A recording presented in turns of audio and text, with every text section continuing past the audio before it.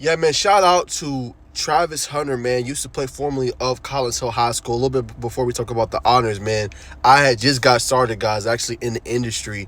He was one of the first players I ever covered, first players I ever interviewed, being an intern with Georgia High School Football Daily and also the AJC when I was interning when I was in college. So this was a kid. I remember the moment. Just talk about it real quick.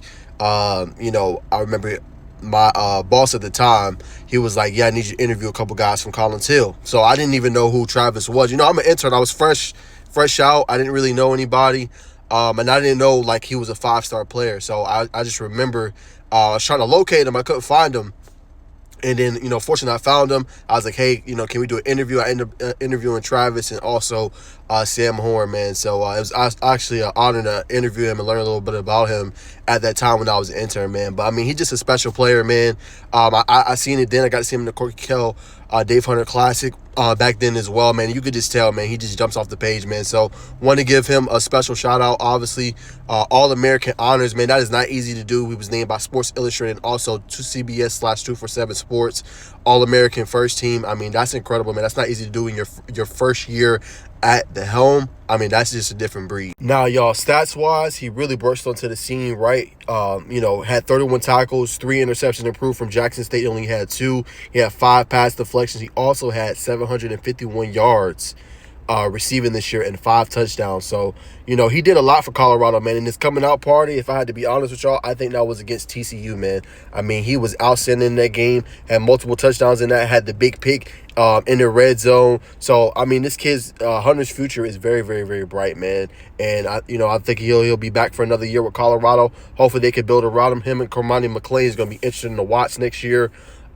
Just especially with the talent that they got and they got coming in. They just got to figure out that offensive line for Colorado, man. But again, special honor to be named All-American. He's also named the most versatile athlete in college football, man. So that's special. I'm curious to see what his usage is going to be next year.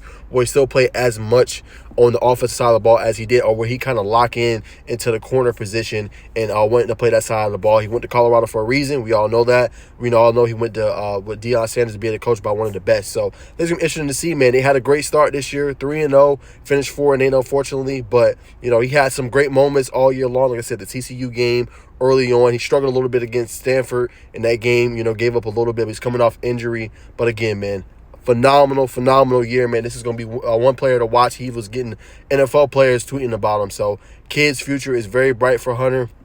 Can't wait to watch him play for another season along with Shedeur Sanders, man. But want to give him a special shout out. That is not easy to do as, your sophomore season, winning All-American honors and being voted in. So, shout out to Travis Hunter, man. Very, very bright future.